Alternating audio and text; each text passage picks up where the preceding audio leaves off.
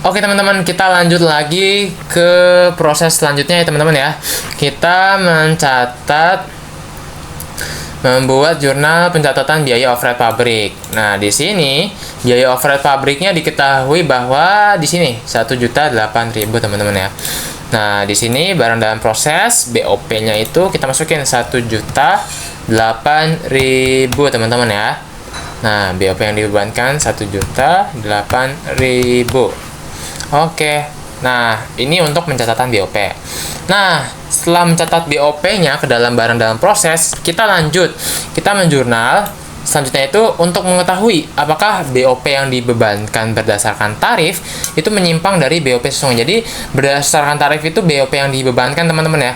Jadi yang ini BOP yang dibebankan ini apakah menyimpang dari BOP sesungguhnya. Nah, saldo rekening BOP yang dibebankan ditutup ke rekening BOP sesungguhnya. Jadi gitu teman-teman ya. Jadi begitu teman-teman caranya. Jadi akun BOP yang dibebankan itu ditutup kepada BOP sesungguhnya. Jadi di lawannya itu kita pakai BOP sesungguhnya seperti itu. Untuk apa sih Kak? Untuk mengetahui teman-teman apakah kita kelebihan beban nih. Kita kelebihan beban. Jadi kan ini si BOP biaya ini dia masuk ke unsur harga suatu produk teman-teman ya. Kalau misalkan semakin besar biaya BOP yang dibebankan, berarti harga suatu produk itu semakin mahal atau semakin tinggi. Nah, makanya kita perlu mengetahui nih. Kalau misalkan memang kegedean, nah nanti bisa kita mengurangi namanya HPP. Jadi misalkan udah jadi HPP-nya nih, produknya udah jadi, pastikan tuh ada yang namanya HPP teman-teman ya. Nanti teman-teman bakal belajar kok itu bagaimana bisa menjadi HPP. Nah, kita misalkan mengetahui nih bahwa BOP-nya itu ada selisihnya antara BOP estimasi istilahnya ini ya, BOP yang dibebankan dengan BOP yang sesungguhnya terjadi. Gitu. Ternyata ada estimasi, ternyata BOP yang diestimasi itu kita kelebihan estimasi. Nah, kita bisa ngurangin tuh harga si produknya sehingga nggak terlalu mahal. Gitu teman-teman. Begitupun sebaliknya kalau misalkan lebih rendah ataupun lebih tinggi. Nah, ternyata di sini BOP yang dibebankannya itu 1.008.000. Nah, BOP sesungguhnya itu tadi udah kita catat teman-teman ya. BOP sesungguhnya itu hanya 200.000 teman-teman. Hanya 200.000. Sehingga ini kita nggak balance nih. Nah, biar nggak balance kita tambahin lagi satu lagi di sini teman-teman ya. Di sini kita insert. Nah, di sini kita tambahin lagi di sini. HPP teman-teman ya. HPP atau harga produksi nanti dikurangi teman-teman. Nah, sebesar selisihnya teman-teman, kita langsung aja nih selisihnya ini antara ini. Nah, 808.000 teman-teman ya. 808.000. Nah, dengan begini balance teman-teman ya. Seperti itu. Oke, untuk BOP selesai. Sekarang kita ke nomor 4. Membuat jurnal pencatatan harga pokok produk jadi. Nah, jadi ini sudah selesai ceritanya teman-teman. Tadi udah dimasukkan semua biaya-biayanya, ceritanya udah dibuat tuh sertifikatnya. Ada orang yang bekerja, ada bahan bakunya, ada BOP-nya juga muncul. Nah, jadi sekarang lagi diproses nih dan tibalah jadi. Nah, di sini teman-teman ya, kita mencatat dulu nih berapa total semuanya. Di sini jumlah harga pokok pesanannya. Nah, ini kita sama dengan kita pakai yang ini teman-teman. Bahan nih pencatatan bahan baku. Nah, ini. Nah, di sini sama dengan BTKL yang ini aja nih. Nah, BTKL. Lalu ini sama dengan yang BOP yang dibebankan yang ini teman-teman ya. 1.008.000. Nah, ini sama dengan kita langsung aja jumlahkan teman-teman ya, pakai rumus jumlahkan ke sini. Set. Ah, ternyata 5 juta ya. 5.930.000. Ini kita biar enak pakai currency aja teman-teman ya, pakai rupiah sebentar. Kita pakai rupiah teman-teman ya. Sebentar, pakai yang currency ini. Nah, biar enak nih teman-teman ngeliatnya. Oke. Sip, untuk selanjutnya juga pakai currency teman-teman ya. Di sini Kita pakai currency teman-teman. Di sini. Oke, sip. Nah, di sini tadi kita udah ini ya, BDB ini ya, BBB, BTKL, BOP. Jadi kita tinggal ini aja ya, tinggal copy ke sini. Sebentar, kita hanya ini aja ya. Nah, ini kita harusnya di kredit teman-teman. Sebentar, kita paste ke sini, lalu ininya di clear. Nah, seperti itu, ini debit. Nah, untuk debitnya itu persediaan produk jadi.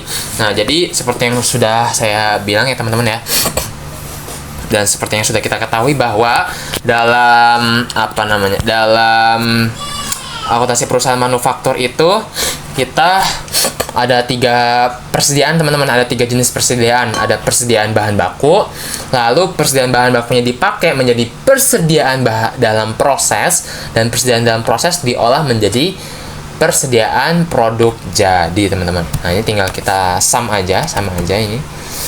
Tinggal sum ini ke sini. Nah, udah teman-teman. Nah, jadi itu dapat teman-teman ya di sini.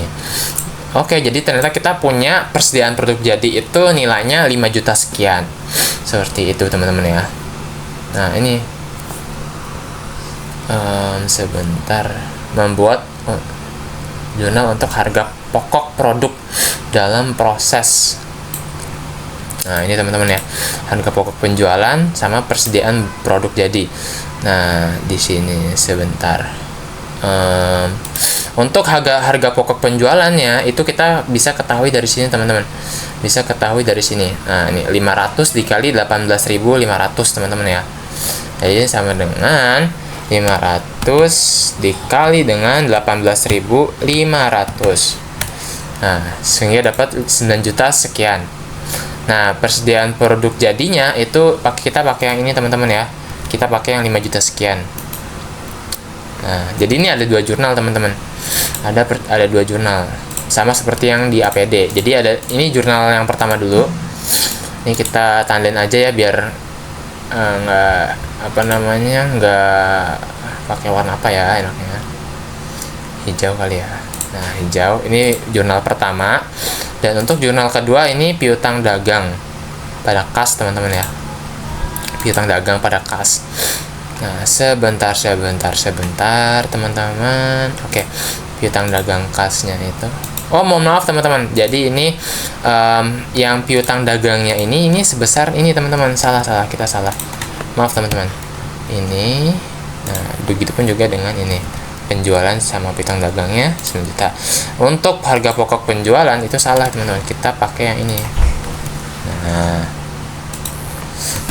Nah, seperti ini teman-teman ya. Ini kita rapiin dikit dulu.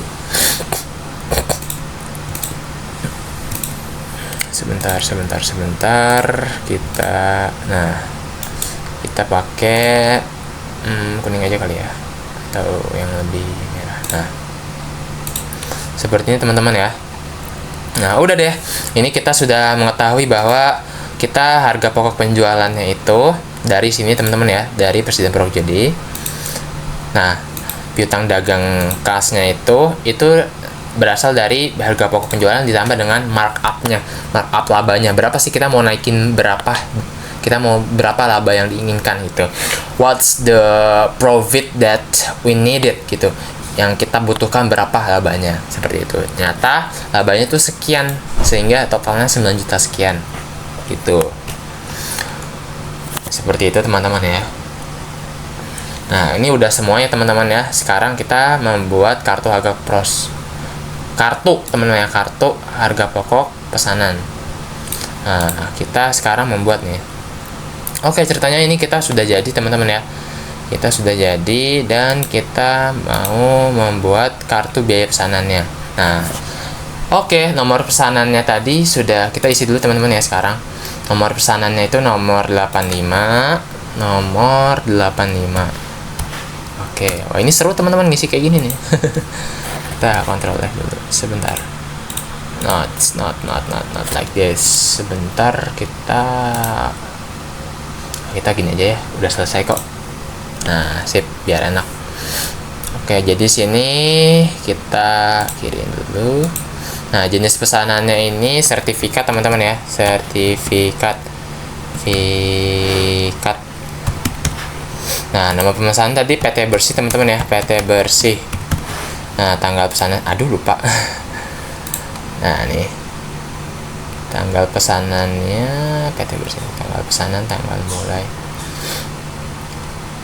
Ada tanggalnya teman-teman ya? Nggak ada ya? Nah, seperti ini.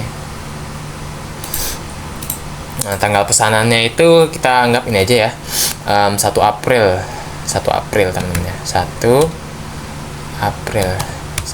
April 2025. Tanggal mulainya itu 2 April 2025. Nah, selesainya hari ini ya, misalkan selesainya hari ini teman-teman, 9 April 2025. Nah, seperti itu. Nah, kita masukin nih teman-teman, untuk biaya bahan bakunya berapa. Wait, ini biar enak, ini aja teman-teman, kita kolomin.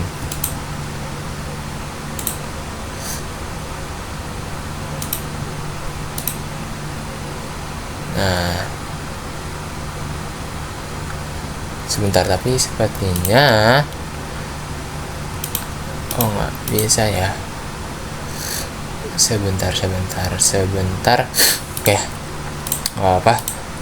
Tanggalnya ini kita pakai A aja ya, tanggalnya B dan C. Keterangan ini di sini teman-teman ya, biaya bahan baku dan segala macam teman-teman ya.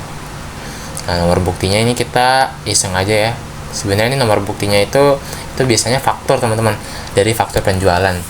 Misalkan kita beli kertas jasmin atau tinta merah, itu kita nomor buktinya itu yaitu bukti nominal segitu tuh berdasarkan apa. Nah, ini berdasarkan fakturnya, faktur pembelian. Kita membeli kertasnya sama kita membeli tintanya itu kan pasti ada struk, ada faktur. Nah, kita berdasarkan itu. Misalkan ini ABC 123 aja teman-teman ya. Nah, biaya bahan bakunya ini kita total aja nih. Biaya bahan baku sebesar, tadi lupa, 4.250.000. Di sini juga ada teman-teman ya, tapi 4.250.000. Nah, biaya tenaga kerja langsung ini sebesar 672.000 teman-teman ya, sebesar 672.000. Dan BOP yang dibebankan itu 1.008.000 teman-teman ya.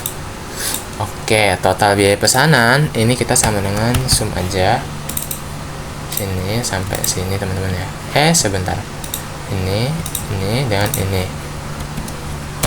Nah, 9 juta sekian, 5 juta sekian teman-teman ya. Ini kita biar enak, kita pakai currency aja. Biar kelihatan langsung teman-teman ya, currency. Nah, perhitungan laba ruginya. Nah, sekarang berapa nih harga jualnya? Tadi harga jualnya sudah kita ketahui di sini teman-teman ya. Harga jualnya tadi di sini. Nah, harga jualnya sebesar ini teman-teman, penjualan 9 juta sekian. Nah, 9.250.000 ya. 9.250.000. Nah, biaya pesanannya itu 5 juta sekian. Sebentar. Oh, ini belum dipisah teman-teman. Ini sama dengan 5 juta sekian teman-teman ya. Nah, oke, berarti kita untuk mengetahui laba ruginya, berarti ini kita sama dengan ini dikurangi dengan ini. Nah, berarti kita labanya 3 juta sekian. Ini belum pakai currency nih teman-teman. Nah, sip. Seperti ini teman-teman ya, kita tandain aja nih labanya berapa. Nah, nih laba ternyata ya, kita laba 3.320.000. Seperti itu teman-teman. Jadi itu dia teman-teman ya, cara tadi menjurnal biaya-biaya seperti biaya bahan baku, biaya tenaga kerja, biaya over pabrik. Nah, ini teman-teman perlu agak memberikan sedikit perhatian kepada jurnalnya ini karena memang agak mengecoh sedikit teman-teman. Dan juga tadi kita sudah sama-sama membuat kartu biaya pesanan seperti itu teman-teman. Nah, itu saja yang bisa saya sampaikan. Kurang lebihnya mohon maaf. Wassalamualaikum warahmatullahi wabarakatuh.